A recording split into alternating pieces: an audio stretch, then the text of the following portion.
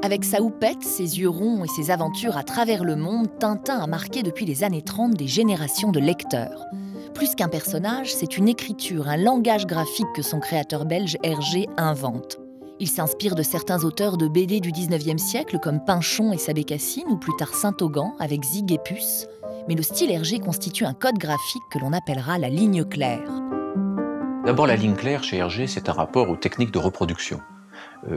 Hergé dessine, mais il travaille dans sa jeunesse au service de photogravure du journal et se rend compte très vite de ce qui passe et ce qui ne passe pas. Notamment les traits trop fins, les petites hachures, toutes sortes de jeux de subtilité de la vie, etc. ne passent pas, sont massacrés, même deviennent horribles, occasionnent des taches à la reproduction. De même, la couleur. Dans les années 30, quand il commence, la couleur est très très difficile à reproduire. Donc Hergé va d'abord mettre au point un style fondé sur le trait. Mais pour des raisons commerciales, il faut mettre en couleur.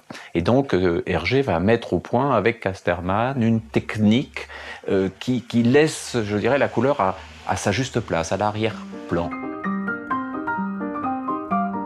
Moi, je trouve ça assez fort en fait, dans la ligne claire, le fait de pouvoir dessiner des visages en fait, juste avec deux points, un petit trait et deux sourcils. Avec ça, déjà, on a toutes les expressions possibles. La ligne claire ne tient pas seulement dans ce trait simple, épuré.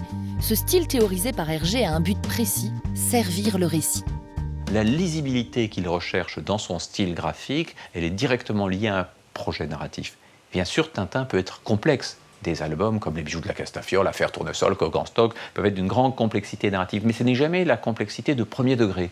Au premier degré, un jeune enfant qui sait à peine lire, ou même qui ne sait pas lire, peut percevoir un certain niveau de l'action, un certain niveau de l'aventure. Donc comme tout est épuré, eh bien voilà, on va directement au récit. C'est comme avoir en fait, je sais pas, une belle écriture, une écriture limpide qui fait que c'est pas de l'écriture de médecin, hein, c'est pas de la pâte de mouche, on peut lire en fait ce manuscrit en fait très simplement.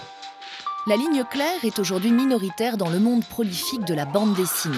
Mais elle continue d'influencer les auteurs de l'école franco-belge comme Ted Benoît dans Black et Mortimer, Émile Bravo ou Stanislas, dessinateur des Aventures d'Hergé, une biographie non autorisée qui vient d'être rééditée. Moi, je suis un grand admirateur de l'œuvre d'Hergé depuis toujours. J'ai appris à lire dans Tintin. Et en tant que dessinateur de bande dessinée, j'ai toujours continué à admirer son œuvre et à essayer de la comprendre. Bref, j'étais habité par cette œuvre-là. La plus grosse difficulté pour moi, encore aujourd'hui, c'est d'essayer de faire un dessin vivant, d'attraper la vie avec un dessin très minimum. Et ça, c'est vraiment difficile. Effectivement, l'ornement peut masquer des imperfections, peut déguiser une maladresse, etc. La ligne claire, c'est le beau geste, et il faut qu'il soit réussi. S'il est bancal, ça se voit, c'est moche. La ligne claire continue de laisser sa trace, y compris dans le dessin animé. Certains albums de Tintin ont été adaptés pour la télévision. De la 2D à la 3D, un énorme pas technologique devait être franchi. C'est Steven Spielberg qui a relevé le pari. Des années de patience pour cette adaptation du Secret de la licorne. La licorne. Quel secret renfermes-tu? Les images de synthèse, souvent, fonctionnent bien avec les tons sombres. Or, Hergé repose sur un système de tons très clairs. Hergé repose sur le petit nombre des accessoires. Une rue peut être esquissée avec quelques traits, la ligne du trottoir, une porte, ça suffit à nous faire comprendre la rue. Dans le film de Spielberg, évidemment, les moyens sont tout à fait différents. On a un traitement des fonds qui est très riche.